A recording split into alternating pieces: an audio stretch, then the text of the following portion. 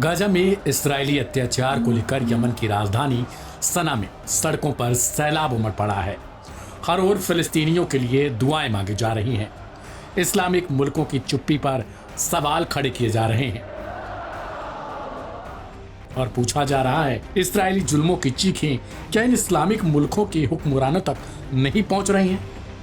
Yemen की राजधानी सना और विभिन्न राज्यों में लाखों लोगों की अभूतपूर्व रैली निकाली गई।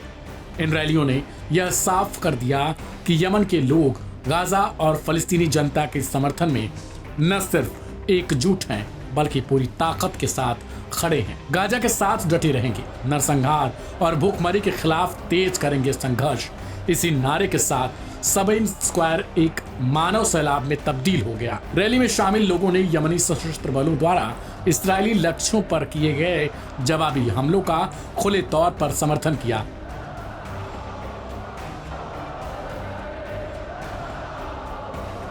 यमनी सेना द्वारा इस्राएली बंदरगाहों और हवाई अड्डों पर लगाए गए नौसैनिक और हवाई प्रतिबंध को भाईचारे की असली एकजुटता बताया गया। आपको बता दें कि हूती ग्रुप की तरफ से लगातार इस्राएल पर बैक टू बैक हवाई हमले किए जा रहे हैं। हालांकि इस्राएल की तरफ से आईडीएफ का यह दावा किया जा रहा है कि वो इन सभी मिसाइलों को हवा में ही इंटरसेप्ट करके मार गिरा रही है। लेकिन बीते कुछ दिनों पहले ही बेन गुरियन हवाई अड्डे पर जिस प्रकार से हूतियों के मिसाइल गिरी और उससे तबाही मची, उससे ये माना गया कि हूतियों ने असल में इस्राएल में कहीं न कहीं वो कारनामा कर दिया जो बाकी के मुल्क नहीं कर पाए। आपको बता दें कि हूती लगातार इस्राएलियों को धमकी दे रहे हैं कि वो गाजा के लिए संघर्ष जारी रखेंगे और आने वाले दिनों में इस्राएल पर अपने हमलों को बढ़ाएंगे। इस्राएली में सादा में 36, इब्ब में 177, अल हुदैदा में 213 और अमरान में 77 जबरदस्त रैलियां हुई। हर जगह एक ही आवाज, फलस्तीनी जनता के नरसंहार और भूखमरी के विरुद्ध जंग को और तेज करना है। प्रदर्शनकारियों ने अरब और इस्लामी देशों की चुप्पी को भी जमकर कोसा। उनका कहना था कि यही चुप्पी इस्राएल को और निर्दयी बनने का हौसला दे रही है। लोगों ने फिलिस्तीनी प्रतिरोध, विशेषकर गाजा के नागरिकों की बहादुरी, सब्र और बलिदान की सराहना की और इसे पूरी उम्मा के लिए प्रेरणा बताया। रैलियों में क्रांतिकारी नेतृत्व को पूरा जनादेश देने की बात दोहराई गई। यमन की जनता ने एकजुट होकर घोषणा की, हम नरसंहार, भूख और अत्याचार के खिलाफ केवल आवाज नहीं, कार्रवाई भी करेंगे। हमारी बंदूकें बोलेंगी जब तक फलस्तीन आजाद नहीं होगा। यह सिर्फ रैली नहीं, एक चेतावनी है। यमन ने साफ कर दिया है कि गाजा अकेला नहीं और यमन की जमीन से उठी आवाज अब रुकने वाली नहीं। यमन के रैलियों ने अरब दुनिया और वैश्विक समुदाय को एक सवाल के कटघरे में लाकर खड़ा कर दिया, क्या वे चुप रहेंगे या गाजा के लिए आगे आएंगे? इस वीडियो पर आपकी क्या प्रतिक्रिया है, कमेंट बॉक्स में जरूर लिखें।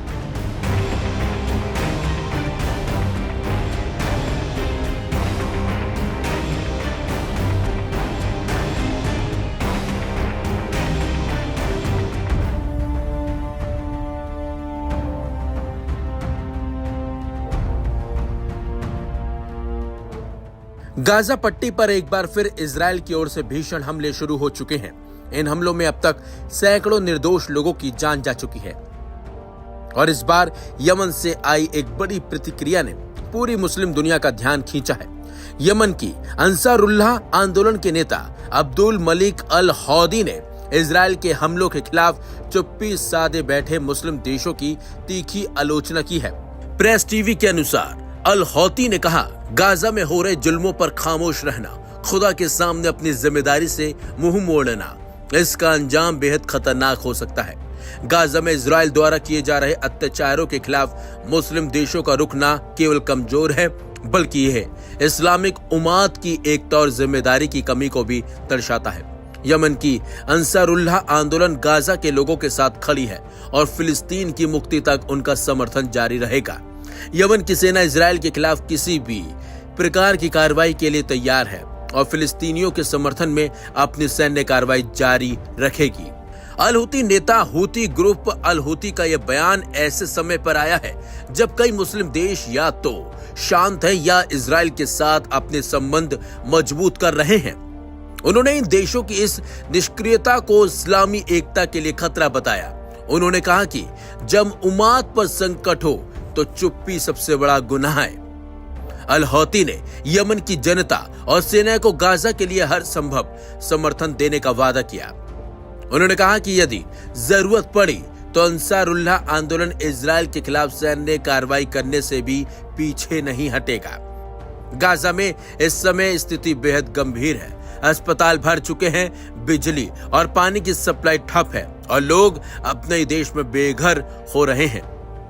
अंतर्राष्ट्रीय संस्थाएं लगातार चेतावनी दे रही हैं, लेकिन जमीनी स्तर पर मदद बेहद सीमित है। यमन सहित कई देशों में आम जनता गाजा के समर्थन में सड़कों पर उतर आई है। वहीं अब्दुल मलिक अल हौदी का बयान इस संकट के समय में मुस्लिम देशों के नेतृत्व पर एक सवालिया निशान छोड़ गया है। क्या उम्मत वाकई एकजुट है? सोशल मीडिया पर सवाल किए जा रहे हैं कि गाजा की धरती खून से लाल है, लेकिन आवाजें अभी भी धीमी हैं। क्या इस बार मुस्लिम दुनिया जागेगी?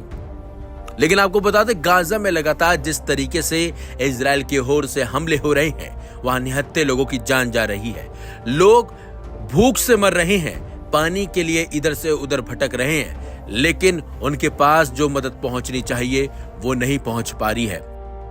इसी के लिए इजराइल पर लगातार जो देश हैं वो दबाव बना रहे हैं कि गाजा के दरवाजे जो बंद हैं उनको खोला जाए, ताकि गाजा में जो लोग भूखमरी के शिकार हो रहे हैं उनको बचाया जा सके, बच्चों को बचाया जा सके और उन लोगों को खाद्य सामग्री पहुंचाई जा सके। हालांकि ट्रक तो पहुंचे हैं वहां पर खाद्य सामग्री लेकर, लेकिन वो भी ना के बराबर हैं, क्योंकि जहां 500 ट्रकों की जरूरत है वहां 5 से 10 ट्रक ही सामग्री लेकर पहुंच रहे हैं, जो नाकाफी है।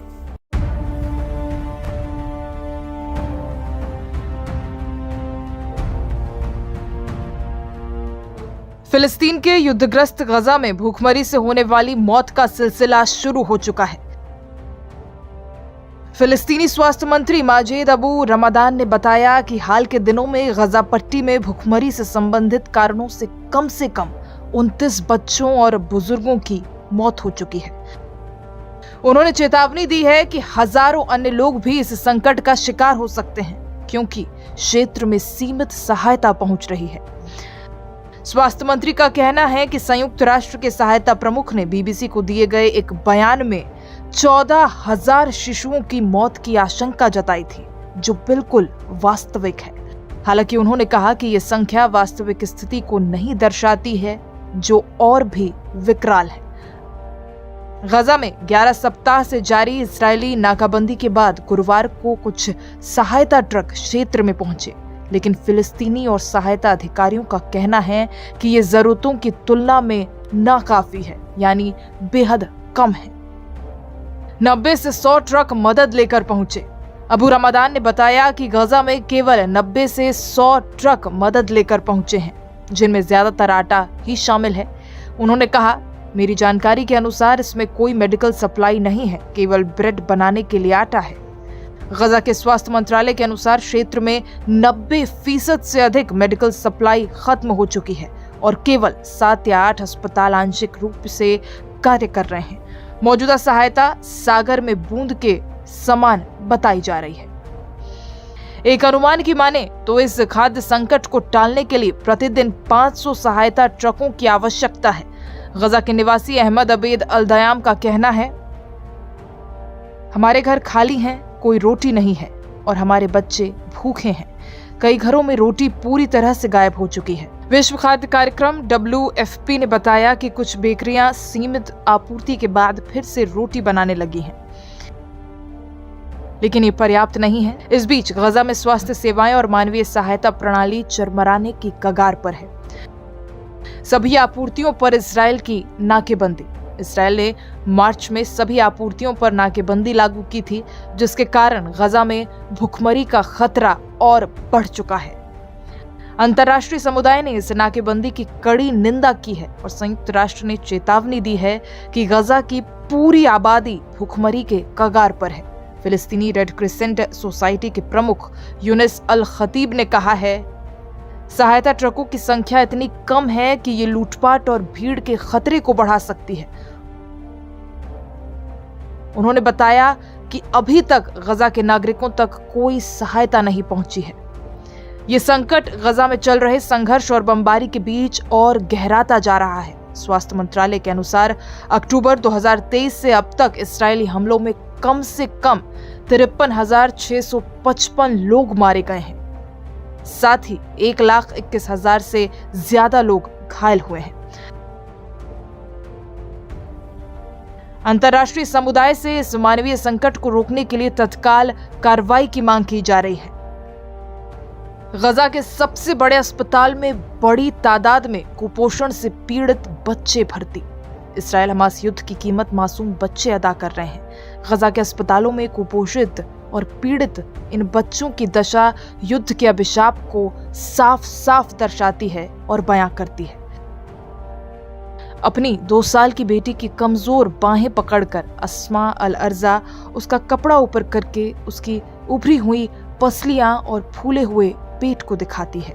बच्ची अस्पताल के बिस्तर पर लेटी है, गहरी गहरी सांसें लेती है और फिर बेकाबू होकर रोने लगती है।